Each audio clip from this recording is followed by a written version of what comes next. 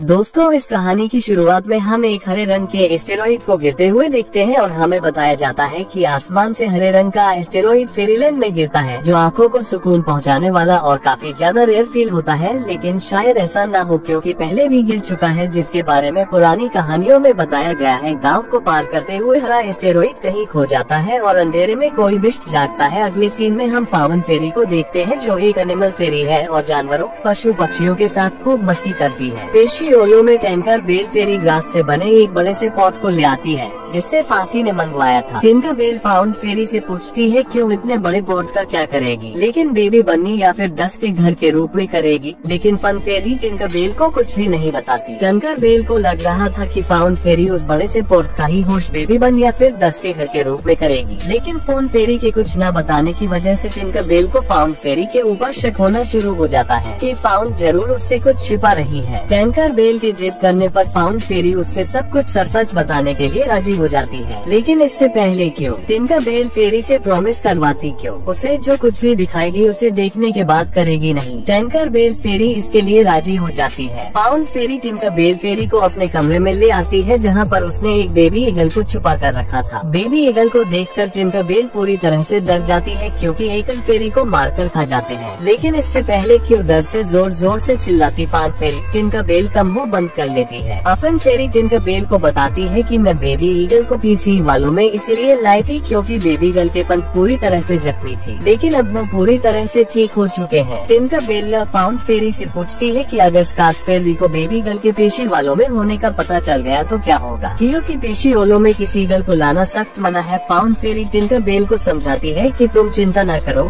मैं सब कुछ संभाल लूंगी। अगले सीन में हम टिंकर बेल और फाउंड फेरी को एक बड़े से पॉट में कुछ बेबीज को ले जाते हुए देखते हैं। टिंकर बेल इस समय काफी ज्यादा डरी हुई थी और क्यों दोनों ब्लैकबेरी के हैं अंदर बेबी गर्ल को छुपा कर ले जा रही थी। फोन फेरी टिंकर मेरे को समझाती है कि वो चिंता ना करे और नॉर्मल बिहेव करे। अब यहाँ पर बाकी की फेरी भी आ जाती है, जो आपस में आसमान में गिर रहे हैं। स्टेरॉइड के बारे में बातें कर रही थी फेरी फाउंड फेरी और टिंकर बेल को बेच ले जाते हुए डेकर हिरन थी, क्योंकि नॉर्मली जंगल से पेशियालों में बेरीज को नहीं लाया जाता है। फाउंड फेरी सभी से झूठ बोल देती है कि खास प्रकार की बेरीज है जो काफी ज्यादा स्वादिष्ट है। के बात सुनकर रोसीटा बहुत खुश होती है और वो फाउंड और टिंकर बेल की मदद करने के लिए पेशी डस्ट की मदद से सारे कोवा में उड़ाकर उस जगह पर ले जाने की कोशिश करती है, जिस जगह पर फाउंड और टिंकर बेल बेरिस को लेकर जाना चाहती थी। लेकिन बेरिस के वहाँ से उड़ने की वजह से बेबी गर्ल दिखाई देने लगता है, जिसे देखकर सारी फेरी डर जाती है और अपनी जान बचाकर भागने लगती है। बेबी गर्ल के चीखने की आवाज सुनकर पास के जंगल में मौजूद ही निगल पिक्सियों वालों की तरह तेजी से बढ़ने लगते हैं। फेयर क्वीन, जो इस समय इस केबल के साथ ही वो भी ईगल्स को पीसी वालों की तरह बढ़ता देखकर डर जाती है। तीनों ईगलों में आकर तबाही मचाना स्टार्ट कर देते हैं और फिर इसको मारने की कोशिश करते हैं। एक ईगल इरिटेशन नाम की एक फेरी को मारने के लिए उसका पीछा करने लगता है, लेकिन इससे पहले क्यों रेडिट ऐसा को मारता। वहाँ पर नक्शवेरी आ जाती है, जो एक फेरी है और इरित्सा को अगल के हमले से बचा लेती है। इसके बाद नक्श फेरी बाकी के स्कार्स फेरी के साथ मिलकर अगल्स पर हमला करना स्टार्ट कर देती है और किसी तरह बहुत मुश्किल से दो ईगल्स को तो वहाँ से भगा देती है। लेकिन एक ईगल अभी भी में मौजूद था, जो टिंकर बेल फेरी को मारने के लिए उसकी तरफ बढ़ रहा था। मगर तभी वहाँ पर नक्शवेरी आ जाती है, जो ईगल के मुंह में एक लकड़ी के टुकड़े को डाल देती है, जिससे ईगल उनके ऊपर हमला नहीं कर पाता। अब यहाँ पर बाकी की स्कार्स भी आ जाती है, जो मिलकर ईगल से लड़ती है और उससे वालों से बाहर भगा देती है। इसके बाद स्कार्स फेरी बेबी गर्ल पर हमला करके उसे जाल में कैद कर लेती है। बेबी गर्ल को जाल में कैद देकर फन फेरी वहाँ पर आ जाती है, जो नक्श और बाकी के स्कार्स फेरी को बेबी गर्ल को नुकसान पहुँचाने से रोकती है और सबको विश्वास दिलाती है कि बेबी गर्ल किसी को कोई नुकसान नहीं पहुँचाएगा। नज़बेरी को फाउंड फेरी की बातों पर विश्वास नहीं था और फाउंड फेरी को बेबी गर्ल के पास है। अब फेरी की बातों पर विश्वास नहीं था और फाउंड फेरी को बेबी गर्ल के पास है। हटने के लिए कहती है। तभी वहाँ पर फेरी क्वीन क्लोरीन चाहती है, जो पूछती है कि सब कुछ ठीक तो है ना। क्वीन फेरी को बताती है कि सब कुछ ठीक कैसे रह सकता है जब फोन पिक्सी ओलो में खतरनाक जानवरों को लाती रहती है। पिछली बार वो पिक्सी वालों में सांप और चूहे ले आई थी। टिंकर बेल फाउंड के सपोर्ट में क्वीन फेरी के सामने बोलती है कि फाउंड का दिल बहुत बड़ा है और वो अक्सर हमारी मदद करती रहती है। इरफान फेरी से कहती है कि तुमने बहुत बार हमारी मदद की है जो तारीफ के काबिल है, लेकिन तुम ऐसा कुछ ना करो जिससे हम सबकी जान को खतरा हो। इरफान फेरी क्वीन फेरी से वादा करती है कि आपसे वो अपने दिल की नहीं बल्कि दिमाग की सुनेगी और कोई भी ऐसा काम नहीं करेगी जिससे किसी की जान को खतरा हो। इसके बाद फोन फेरी बेबी गर्ल को आजाद कर देती है और कर वहाँ से चला जाता है। अगले सीन में हम फाउंड फेरी को कुछ रैबिट को ट्रेनिंग देते हुए देखते हैं। तभी उन्हें एक डरावनी आवाज सुनाई देती है जिसे सुनकर रेबिट वहाँ भाग जाते हैं। तभी वो परी उस जंगल की ओर जाती है जो कि देखने में काफी डरावनी होती है और उसे इस जंगल में उसे पैरों के निशान मिलते हैं, जिसका पीछा करके वो उस चोन मॉन्स्टर के पास पहुँच जाती है जिसके पैर में कटा एक घुसा हुआ था, जिसे निकलने के लिए फोन फेरी उस चोन मॉन्स्टर को एक पत्थर का लालच देकर उसका कटा निकल देती है, जिससे उसे बहुत दर्द होता है, लेकिन इसे उसे कुछ नहीं कहता। तभी फोन फेरी अपनी मैजिक से चोन मॉन्स्टर को पत्थरों पर खिलाने लगती है, जिससे चोन मॉन्स्टर और फोन फेरी में कभी अच्छी दोस्ती हो जाती है। चोन मॉन्स्टर एक खासियत होती है, वो जो भी मीनार बनाता वो हमेशा गर्म इलाके में बनाता है, जिससे नस्बीरी समझ जाती है कि चोन मॉन्स्टर ने अभी तक ठंडे इलाके में एक भी पत्थर का पहाड़ नहीं बनाया होता है, जिससे नस्बीरी भी पहाड़ इलाके की तरफ निकल पड़ती है। चोन मॉन्स्टर को टिंकरबेल ढूंढ लेती है, लेकिन चोन मॉन्स्टर पहले से कभी ज्यादा शक्तिशाली हो गया था, जिससे चोन मॉन्स्टर अपने पूंछ से टिंकरबेल को बहुत जोर से टक्कर मारता है, जिससे टिंकरबेल बेहोश हो जाती है। तभी वहाँ पर फोन फेरी आ जाती है, लेकिन उसे कुछ समझ नहीं आ रहा था कि चोन मॉन्स्टर अब ऐसा क्यों कर रहा है। चोन मॉन्स्टर के बनाए हुए पहाड़ पर एक हरे रंग की बिजली गिरती है, जिससे चोन मॉन्स्टर के ऊपर 2 सिंह निकल आता है। अब ये पर नस्बीरी भी चोन मॉन्स्टर को ढूंढते हुए आ जाती है, लेकिन वो उसे कुछ नहीं करता और वहाँ से चला जाता है। और फिर फोन फेरी टिंकरबेल को डॉक्टर के पास लेकर जाती है। तभी फोन फेरी चोन मॉन्स्टर से कहती है, तुमने ऐसा क्यों किया। चोन मॉन्स्टर बताता है कि मैं इस पर हमला नहीं किया था, बल्कि इस पर बिजली गिरने से बचाया था। इधर चोन मॉन्स्टर को नस्बीरी ने बंदी बनाकर रखा होता है। तभी फोन फेरी के ऊपर बिजली गिरने वाली होती है कि चोन मॉन्स्टर उसे धक्का देकर अपने ऊपर बिजली को ले लेता है। अब चोन मॉन्स्टर के पंख निकल आते हैं, जिससे वो उड़कर सारी बिजली अपने ऊपर ले लेता है और वो आसमान में चला जाता है, जिससे बहुत बड़ा धमाका होता है और फिर उसके दोनों सिंह जल जाते हैं और वहाँ पर सब पहले जैसा हो जाता है। लेकिन फोन फेरी बेहोश हो जाती है। तभी उसे चोन मॉन्स्टर अपनी बिजली की मदद से होश में ला देता है और मूवी की यही पर ही हैप्पी एंडिंग हो जाती है। दोस्तों, यहाँ तक आ ही गए हो तो वीडियो को एक लाइक जरूर करें